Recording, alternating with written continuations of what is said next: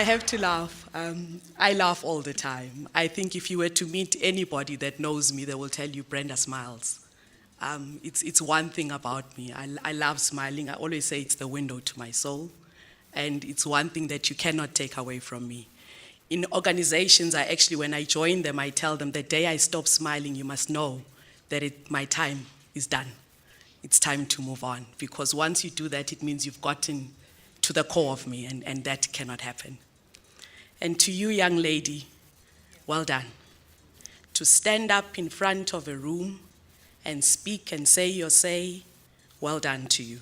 I'm standing here and I'm shivering. I do this so often, but I still can't get used to it. You spoke with confidence, you owned the room, we were in your space. Thank you for that. And to the others, the young ones with her, this is all possible through education. I'm standing here today, I'm a product of education. If my grandmother had not believed that education is doable, that education, despite wherever it is that you come from, is possible, I wouldn't be standing here today. And that's fact. I could be standing here maybe saying something else, but definitely not around. I could have not been invited to speak around the education and leadership space. So just a quick disclaimers as before I start. I need to let you know that I'm no expert on leadership. I'm a learner. I'm in the journey of leadership myself. I am swimming in the sea just like all of you. It's a day at a time. Believe you me, you don't get to feel it until you are asked to speak about it and reflect, that you actually look and think, wow, I've come somewhere. This is not where I was yesterday, I can tell you that much. This is not where I was this morning at 2:30 when I finished my presentation. So thank you. I am mentored and coached myself, so I am a product of many. I am because you are. I've never, ever, ever believed that that word is it's not a lot of it in my vocabulary. I come from a family where I'm the eldest granddaughter, I'm the eldest lady in the family, so everything is about we. Whenever I think, whenever I do things, it's about we, not necessarily myself. So I thought I would start, if you can click for me. Sorry. I thought I would start more with questions. And the simple reason I wanted to do questions is simply because, believe you me, ladies and gentlemen, if you do not ask, if you do not question, you will not learn. If you simply sit and take, that's exactly what will happen. You will become a taker. You will never be one who challenges. And challenging doesn't mean fighting. All it seems, I need clarity. I need to find out more. And sometimes the answer may not be what you're looking for. I certainly, today, some of you will get what I say, some of you won't. But it's then up to you after the talk to then say, I didn't quite get that. And we then engage further. And that's what, when I mean a day at a time, a step at a time, that's what you do. So I'm going to ask you right now, as you sit in your chair, to step out of yourself, right? Step out of you. You are adults. Maybe the younger ones might not simply get it, but pretend you're looking at yourself in the mirror and you are having a conversation with yourself. So I want you to observe you. Look in the mirror and observe you and ask yourself these questions. As we go through this talk, these are the questions that I would like you to keep in your head. I would like you to ask yourself, who am I? Who am I? Of course, your name will come, but go deeper. Who am I? At the end of the talk, I will choose one to kind of tell us who they are. Whilst you're in there, think as well. Ask yourself, why am I here? Why am I here? Why am I here now? Why am I here on this earth? Why am I at the school that I'm at? Why am I here? And as you walk every day, you ask yourself, why am I here? Find yourself in the shop, like I do, shopping needlessly. Why am I here? See if you get to the till and still pay, or you drop the trolley and actually walk out. Be true to self. What do I care about? What is your care? What is that thing that sits here that makes you wake up every day and do what you do? What is your care? What do you care about? What is it? Because if you haven't defined that, ladies and gentlemen, let me tell you, your life becomes meaningless. You just do what others do. You say what others say, because you know what? I don't know what I care about. It's important, especially to you, the young ones. Know what you care about, because it carries you. Even when you cannot anymore, that wakes you up, right? And then once you've asked, what do I care about? For the sake of what? Why do you care about that?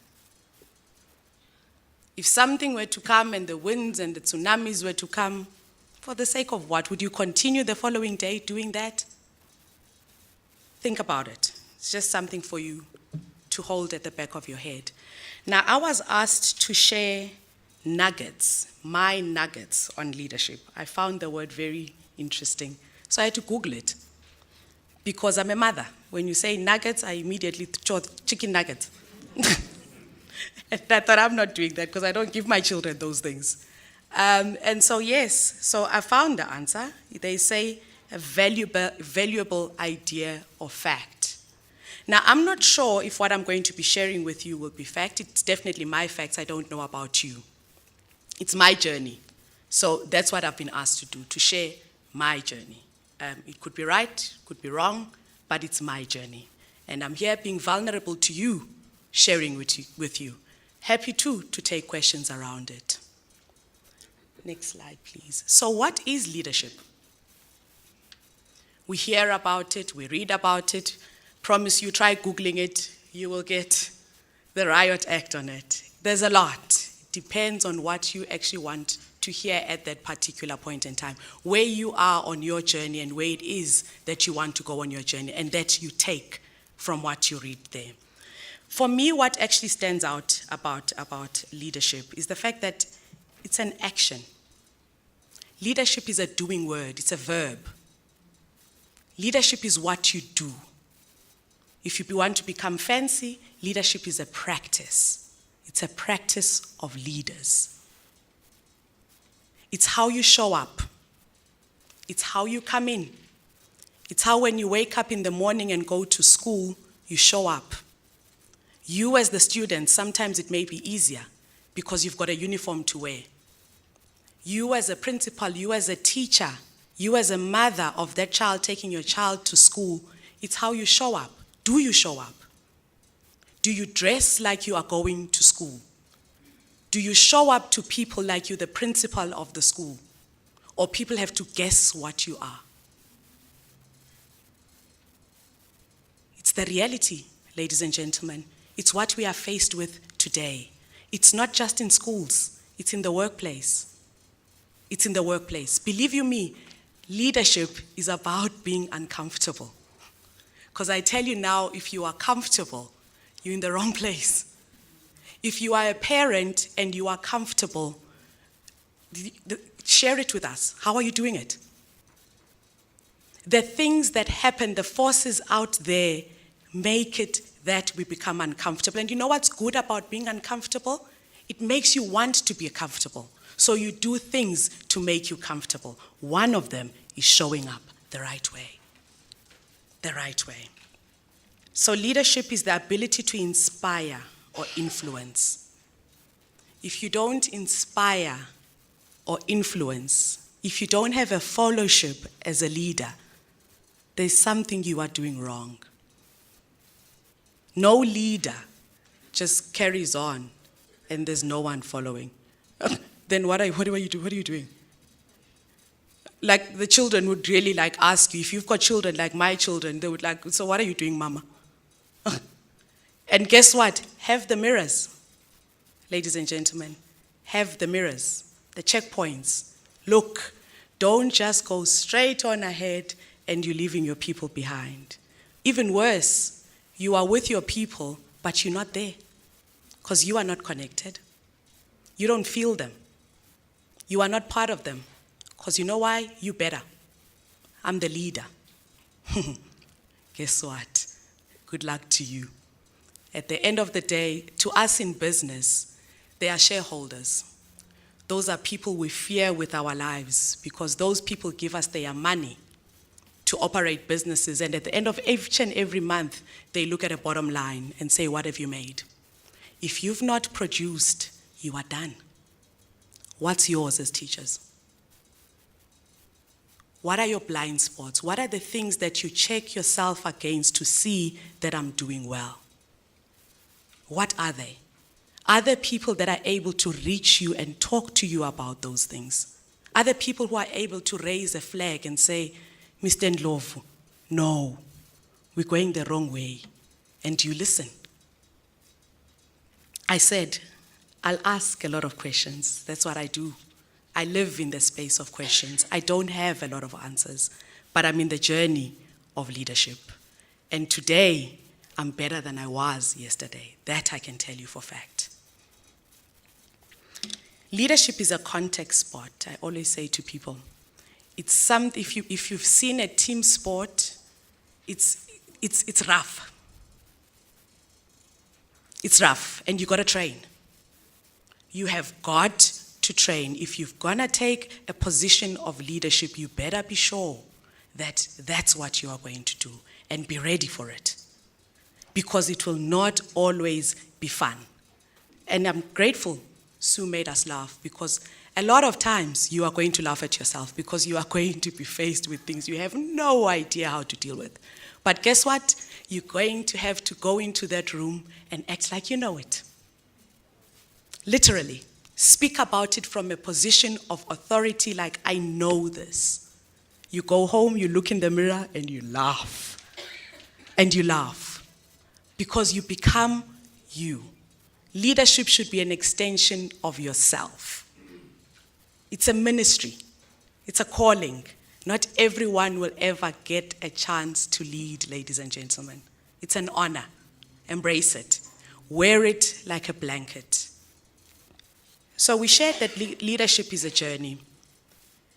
And from one of my mentors, Brenda Pretorius, who was the ex-CEO of McCarthy, we have sessions, I have sessions with him at least once a quarter, if we are lucky, because it gets so busy. But whenever we do have time, we make sure we spend it wisely. So one of the things he said to me, and I guess being young and you want to change the world, I spoke about cares. I had a whole lot of cares. I was going to change South Africa, and I was going to change it like now. Only if I could get a good position. You'll see, I'll show them. Old as he is, he said to me, Brenda, it's unlikely that you'll be a complete leader. I looked at him, but you're my mentor. You're supposed to say, yes, Brenda, go ahead, do it. No, my dear child, it doesn't work like that. I've worked with you, and I know you know you. Now let's dissect you. What are you good at? And what are you not good at? Boom, the eyes pop. Because I know what I'm good at, and I know what I'm not good at. So now, if you want to be a complete leader, the leader who does it all, how are you going to do it with the areas that you don't know how to? Attention to detail is not my strongest point. And guess what? When you lead an organization, you need that. So how are you going to close that gap, Brenda? I'll study. I'll work through the night. Brenda, remember, you are getting into this for life. So every night you are telling me you are not going to sleep, you are going to be studying. Yes. Remember, he's my so I'm scared. I must give him the right answer. You see, we're teaching teachers and students, I come from that era where we feared our teachers. It's still, even today, I don't call him by name, I call him Om, because I can't say Brand. It feels like my teacher is going to come and smack me, you know? So he says, Brenda, you've got 3 daughters, beautiful daughters. How are you going to do it? The usual, we laugh. But that was a not nice laugh. You feel it in your stomach. That was a laugh where I'm scared to say, I will not be able to do it. But that is leadership too, my dear friends. That is leadership too. That ability to see that I cannot be able to do it. You know why? Because the minute you say that, it opens another window of possibility. Okay, so what do we do about that? Okay, I think I need to find people in my team that are strong in analytics. He says, perfect.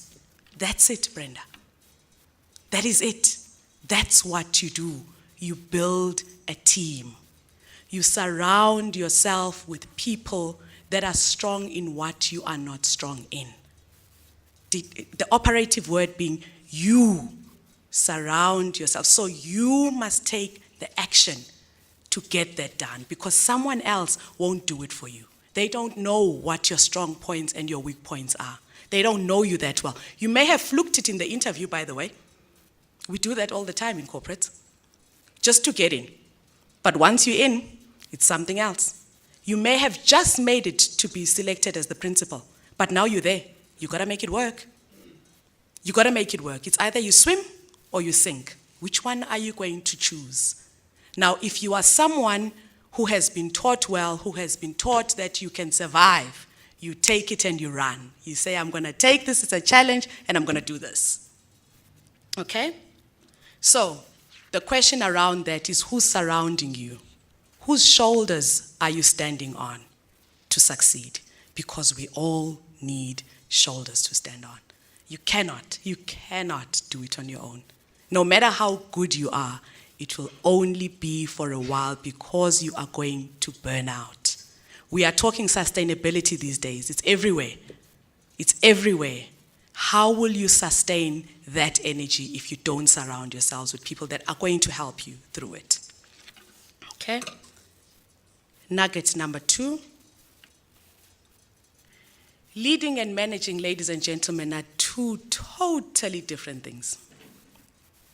I don't know how. I tried to think of an example in a school of what managing would be and what leading would be. I kind of got the sense that as the principals are the leaders of the schools. Who then becomes your manager? Someone give me an answer. The HODs. Okay. So if you've maybe moved from being an HOD to a principal, there's a transition that needs to happen there. There's a shift, a literal shift that needs to happen there, because now what you are expected to do as a principal is show the vision. You show the way. You own the vision. The vision is not going to come from anywhere else but from you. You live that vision, you make that vision live, and you sell that vision every day. And guess what? When you sell a vision, have you ever spoken to a salesperson who doesn't know what they're doing? Automatically you switch off. But if you speak to a salesman who knows their product, who doesn't just sell you the cell phone, but sells you how good this cell phone will be to you, how good it will change your life. Like, oh, okay, so cell phones change lives too. You buy in, isn't it? You tell others too. That's what you as the principal are going to be expected to do. And guess what? There are not a lot of schools that teach you that.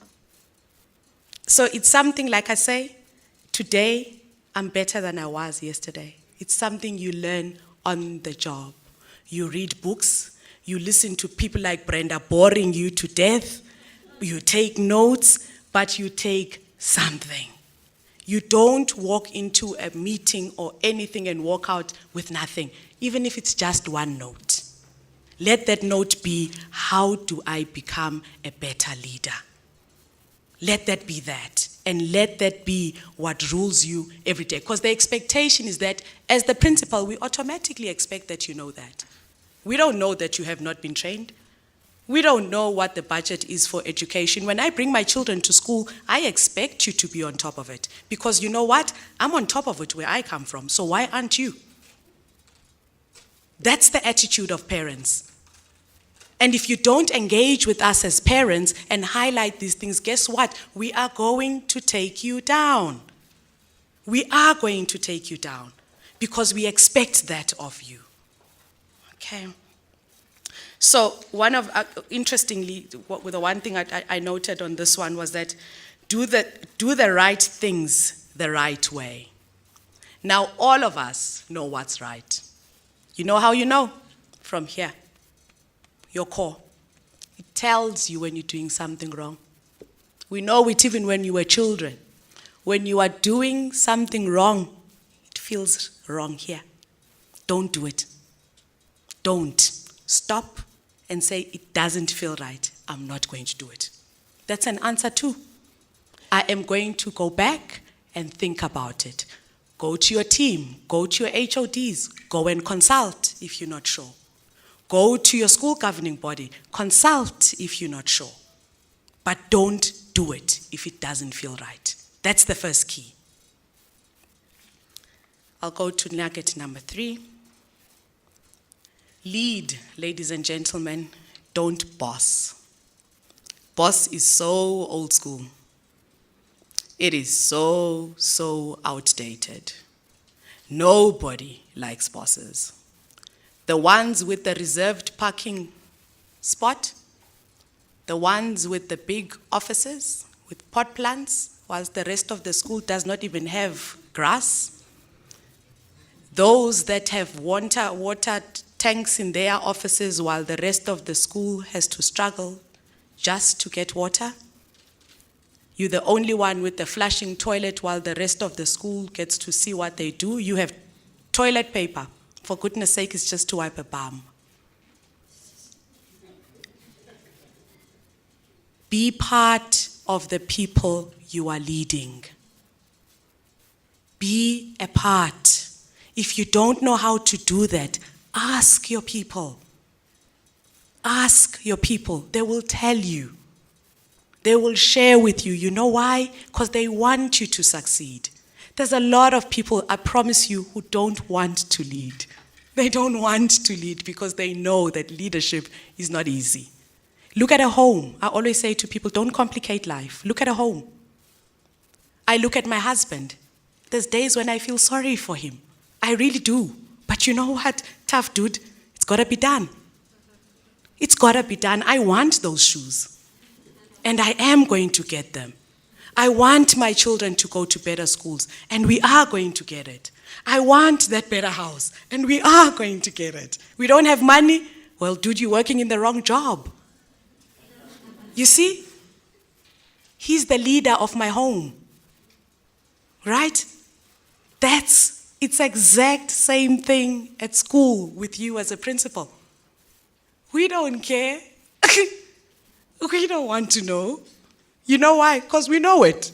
But we want you to do it because you've been elected to do it. You've been appointed to do it. You applied, dude. What were you thinking when you applied? What were you thinking? What did you think you were going to do? You thought you were going to be boss? You thought you were going to get the parking lot, the parking space reserved for you?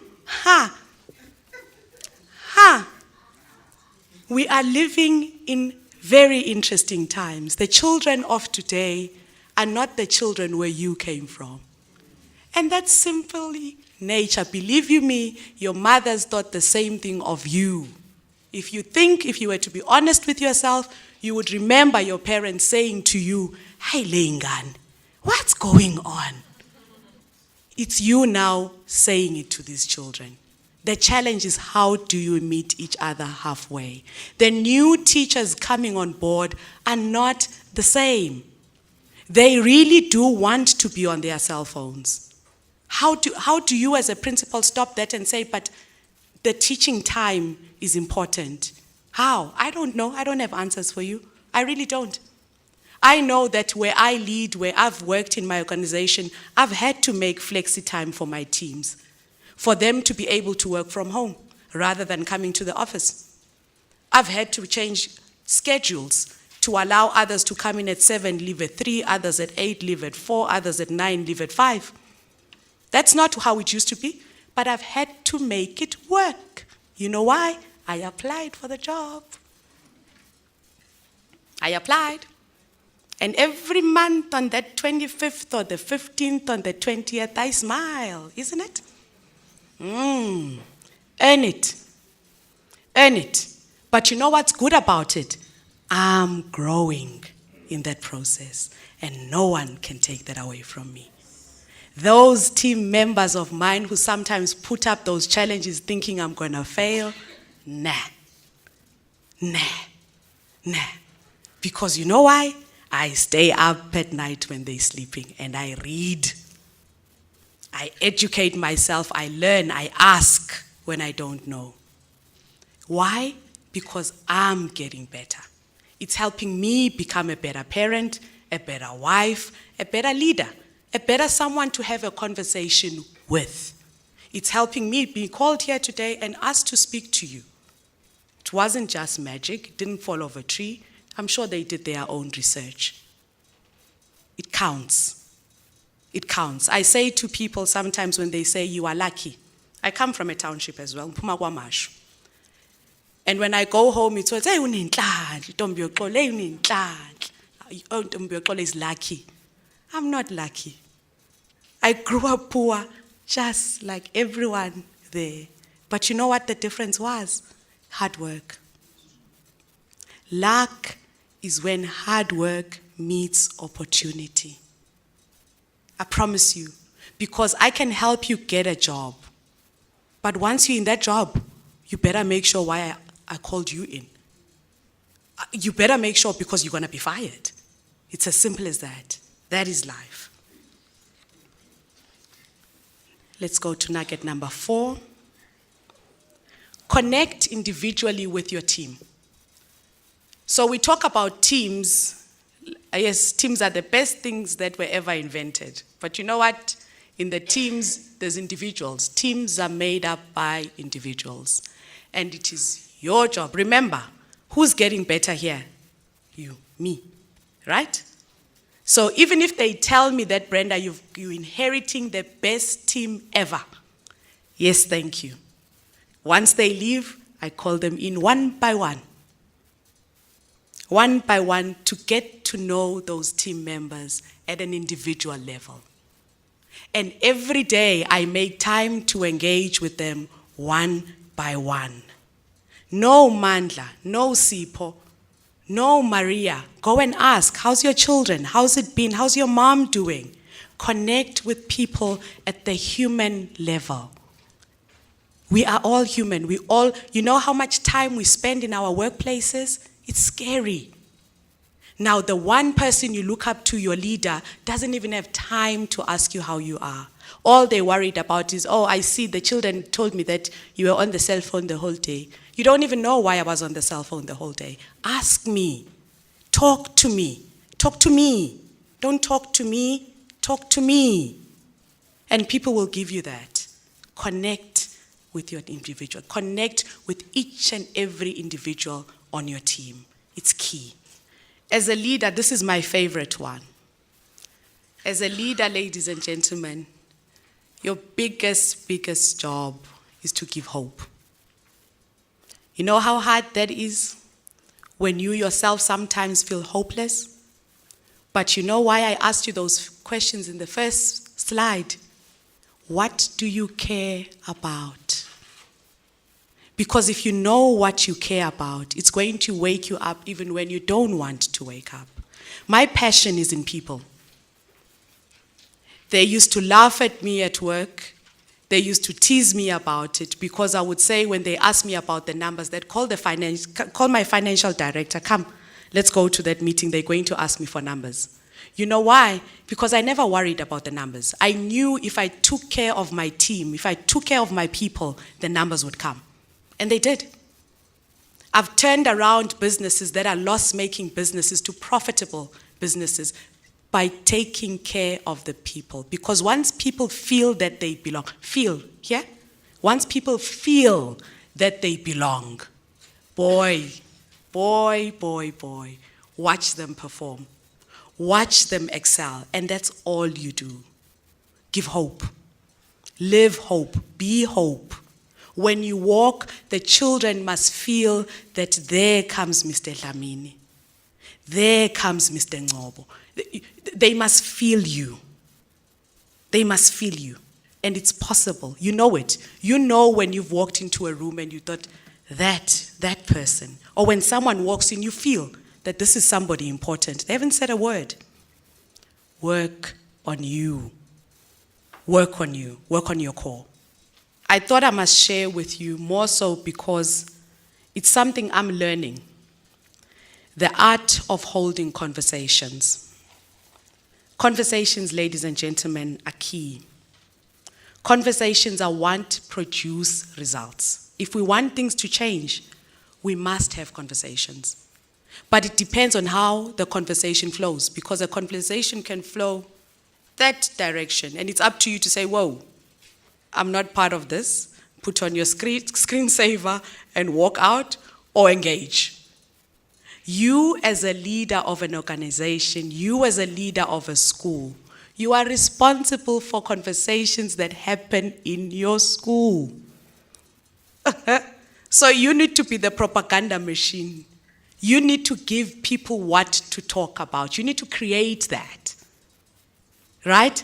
So it means for some time, you are not going to sleep at night because you're going to have to be thinking of themes, of things that we're needing to be talking about and selling them to the teams and for people to talk, to generate conversations for the results that we want for the school. But it comes from, what is it that I want? What's the vision? Your conversations must be around, how do we become better as a school? And if that's not the case, what conversations then are happening that you're not aware of? Do you know what people are talking about in your school? Or you come in at 7:30 and you're out at 3:30? Gone? That's not how it should be. It's definitely not how it should be. I've given some notes on little by little. It's an area that it's much more complex than it looks, but I've tried as much as I can to simplify it. But I can tell you, we become the conversations we live in. They say birds of the same feather flock together. There's all sorts of sayings on these things. Believe me, we become conversations we live in. If you are constantly around people that tell you or talk about how horrible things are, believe me, you start seeing it too. You start seeing it. And you know how it affects you? That laughing that Sue spoke about becomes very hard because it becomes painful just to even laugh. Choose, ladies and gentlemen, choose what life you want for yourself. Choose what type of leader you want to become. I cannot tell you that. I chose servant leadership. Why? Because I generally have a soft heart. I know who I am. I'm soft, I know that. Like I said, I'm an elder at home. There's a lot of things that were going for me to become a servant leadership, to become a servant leader. And that's what I enjoy. So it's not hard for me to do that. It just comes naturally. My brothers would be like, oh, Sissy, she's great. And I'm thinking, but I didn't even try. What's that for you? So all I'm saying in conclusion, ladies and gentlemen, take time with you.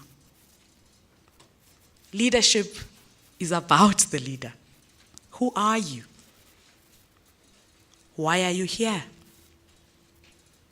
What do you care about? And for the sake of what? I thank you.